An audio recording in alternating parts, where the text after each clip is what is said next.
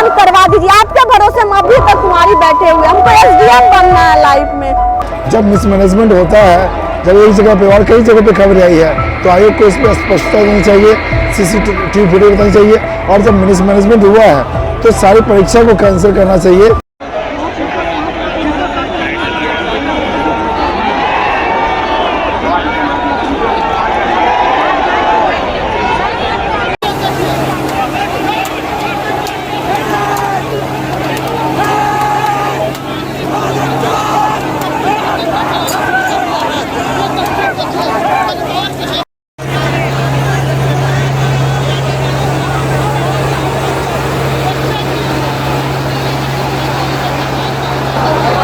पटना के गर्दनीबाग धरना स्थल पर बीपीएससी अभ्यर्थी 17वीं बीपीएससी की जिन्होंने परीक्षा दी थी, वो पिछले 10 दिनों से आंदोलनरत हैं। सत्याग्रह यहाँ जारी है, अलग अलग दलों के नेताओं का आना जाना जारी है और अभ्यर्थियों की मांग है कि जिस तरीके से अनियमितता हुई 17वीं बीपीएससी की परीक्षा में बापू सभागार के भीतर, जो कि एक बड़ा परीक्षा केंद्र था, जिसमें अनियमितता जिस तरीके से हुई, उस बात को आयोग ने भी माना है। इस बीच लगातार पिछले 10 दिनों से ठंड को फेस करते हुए और लाठी डंडों को फेस करते हुए तमाम अभ्यर्थी यहाँ अड़े हुए हैं और उनकी डिमांड है कि री एग्ज़ाम कराया जाए। इस संदर्भ में हमने तमाम अभ्यर्थियों से, अलग अलग अभ्यर्थियों से बातचीत करके इस पूरे मसले को जानने और समझने की कोशिश की है। जैसे आप लोगों ने जो परीक्षा दी, उसके बाद से ही ये पूरा आंदोलन का दौर, प्रोटेस्ट का दौर चल रहा है और सत्याग्रह किए हुए भी 10 दिन हो गए। यदि कोई शुरू से समझना चाहे तो क्या है पूरा मामला? देखिए, ये परीक्षा से पहले का मुद्दा है। पहले नॉर्मलाइजेशन के मुद्दे पे बच्चों को परेशान किया जाता है, जिसमें कुछ टीचरों के साथ मीटिंग की जाती है बट छात्रों को उसमें नहीं बुलाया जाता है वादा करके। फिर छात्रों को 6 दिसंबर को एक प्रोटेस्ट होता है, कुछ लोग बीपीएससी के ऑफिस पहुँचते हैं, लाठीचार्ज होता है, बच्चे पिटते हैं वहाँ पे। फिर उसके बाद एग्ज़ाम होता है। एग्ज़ाम में भी एडमिट कार्ड लेटर बहुत समस्याएं आती है, बहुत लोगों का सेंटर दूर दूर तक जाता है। फिर जब एग्ज़ाम होता है तो प्रश्न पत्र की गुणवत्ता पर कई सवाल उठते हैं कि बोला जाता है कि यूपीएससी स्टैंडर्ड क्वेश्चन पूछा जाएगा, लेकिन नहीं पूछा जाता है। और सबसे बड़ी बात, जो कि सबसे बड़ा परीक्षा सेंटर बापू परीक्षा सेंटर, जो कि 23 सेंटर के बराबर है, जिसको आयोग सिर्फ 1 सेंटर बोलती है, वहाँ पर मिसमैनेजमेंट होता है बहुत बड़े स्तर पर, जिसका नहीं सीसीटीवी फुटेज दिखाते हैं और नहीं कुछ दिखाते हो। आयोग बोलती है कि इसका हम कैंसिल करते हैं। जब मिसमैनेजमेंट होता है, जब एक जगह पे और कई जगह पे खबर आई है, तो आयोग को इस पर स्पष्टता देनी चाहिए, सीसीटीवी फुटेज बतानी चाहिए। और जब मिसमैनेजमेंट हुआ है तो सारी परीक्षा को कैंसिल करना चाहिए। ये हमारे समानता के अधिकार को बनाए रखेगा, नहीं तो राइट टू इक्वालिटी का वायलेशन है। कॉन्स्टिट्यूशनल बेसिस पे हम लोग इस री एग्ज़ाम की डिमांड कर रहे हैं। एक ही नारा, एक ही मांग, री एग्ज़ाम, री एग्ज़ाम।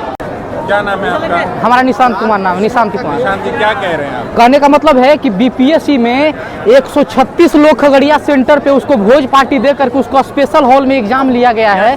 बीपीएससी में एक तरह की अंदरूनी तरीका से देखा जाए तो बहुत तरह से सेटिंग किया गया है। जैसे कोई फुटेज वगैरह, जैसे एक कहीं सेंटर, किसी एक सेंटर पर और भी बताया गया कटिहार उटिहार में कि वहाँ पे वायरलेस के ब्लूटूथ लेकर के वहाँ पर बच्चे चले गए थे। तो कहीं ना कहीं इंटरनली जो है तस्वीर विजुअल आया कि आप बस सुनी नहीं, सुनी सुनाई बात नहीं है। ये आप जैसे लोग ही मीडिया पर ये चीज़ों को डाले हैं, तो वही चीज़ को मैं जानता हूँ, देखा हूँ, सुना हूँ, वही चीज़ को आपको सामने अभिव्यक्ति के रूप में प्रेजेंट कर रहा हूँ। तो आप क्या चाहते हैं? री एग्जाम होनी चाहिए। अंदर से पूरी तरह से भ्रष्ट है सरकार। बीपीएससी आयोग जो है पूरी तरह से आयोग है, मतलब कि निष्फल है। इसके द्वारा एग्जाम लेने में 63वीं बीपीएससी से लगातार धांधली होती आ रही है। हर बार पहले 5 ऑप्शन हुआ करता था, जिसमें से ई ऑप्शन था, जिसमें कहा गया था कि इनमें से कोई नहीं, इनमें से एक से अधिक। और जिस वजह से बच्चे को हर बार एग्जाम में क्लोज ऑप्शन दे करके कंफ्यूज कर दी जाती थी। अब 5 से 15 क्वेश्चन तक डिलीट कर दी जाती थी और वहाँ पर ही अपना सेटिंग का खेल आसानी से कर लिया करते थे। अब जब 4 ऑप्शन किए हैं तो इसमें इंटरनली जो है ये भ्रष्टाचार का चरम सीमा को लांघते हुए दिख रहे हैं। बीपीएससी अगर सही तरीका से एग्जाम ले रहे हैं तो बच्चों के लिए नहीं एग्जाम ले रहे हैं। तो बच्चा अगर डिमांड कर रहा है कि री एग्जाम ली जाए, तो फिर बच्चों की बात क्यों नहीं मान रहे हैं? यहाँ पे सारे स्टूडेंट के जितने भी गाइडेंस हैं, जितने भी टीचर आए हुए हैं, जितने भी यहाँ पर नेता आ रहे हैं, सबके सब मूर्ख थोड़े हैं कि बीपीएससी को बोल रहे हैं कि री एग्जाम लीजिए, री एग्जाम लीजिए। इतना सारे स्टूडेंट को देख रहे हैं तो पूरा गर्दनी भाग जैसे लगता है कि सत्याग्रह में तब्दील हो चुकी है। जैसे मान लीजिए 1857 की क्रांति में जितना लोग नहीं आए होंगे उतना से ज़्यादा यहाँ पर आकर के उपस्थित हो रहे हैं। जेहन में बस यही सरकार के प्रति हमें कभी कभी नकारात्मक सोच आने लगती है। हम भी इसी देश के नागरिक हैं, सकारात्मक सोच आती है, लेकिन जब जब ये बिहार में पेपर लीक होती है तब तब हमारे माइंड में नकारात्मक सोच आने लगती है। नीतीश कुमार के बारे में कहना चाहेंगे कि वो लड़कियों को बहुत कुछ किए हैं। अगर कहा जाए तो इतना सारा स्कॉलरशिप प्रोवाइड करवाए, महिला पुलिस में नियुक्ति करवाए, तो कहीं ना कहीं नीतीश कुमार का ही ये हाथ है।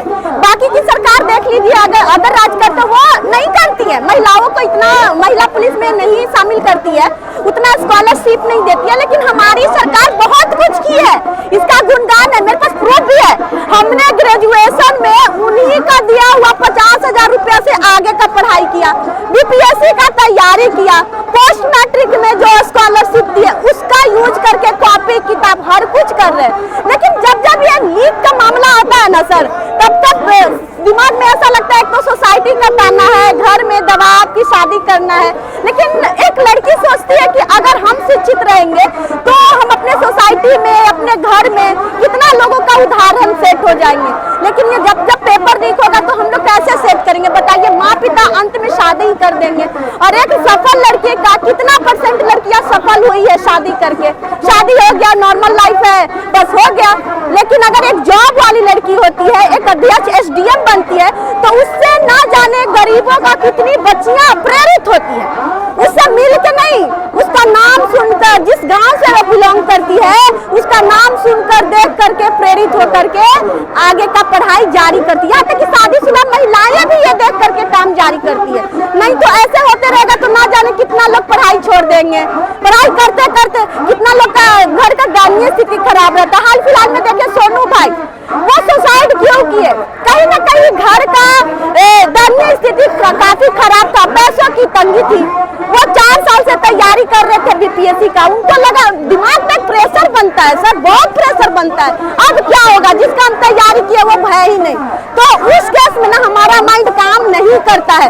भले लोग 10 को कह दे कि दिमाग इसका नहीं है क्या, जवान अभी जवान बेटा था, बाप का सहारा था, इसको ये नहीं समझ में आया, 2 कुंवारी बहन है, माँ को नहीं देखा। लेकिन अगर सही वे में देखा जाए तो आदमी के पास जब पैसे नहीं रहते, रोजगार नहीं आता है, तो मन में नकारात्मक थिंकिंग ऑलरेडी आती है। और ऐसा सोनू कुमार के साथ हो, अगर नीतीश कुमार अगर आगे का हम लोग का नोटिफिकेशन न जारी करेंगे तो कितने सोनू कुमार वैसा लोगों का घर बर्बाद हो जाएगा, कितनी का माँ बेचारी बेटा के हो जाएंगे। तो उनसे दम हाथ जोड़ के दम नमस्कार करके कहते हैं, प्लीज नीतीश चाचा ऐसे मत कीजिए। आप ही के वजह से हम लोग आज इतना बड़े हैं। बहुत आपको नाम लेंगे, जब SDM हम पहुंच जाएंगे ना, कोई भी राज के नेता का नाम नहीं लेंगे, सबसे पहले आप ही का लेंगे, क्योंकि आप किए हैं और दिए हैं। लेकिन ये एग्जाम करवा दीजिए, आपके भरोसे हम अभी तक तुम्हारी बैठे हुए, हमको SDM बनना है लाइफ में।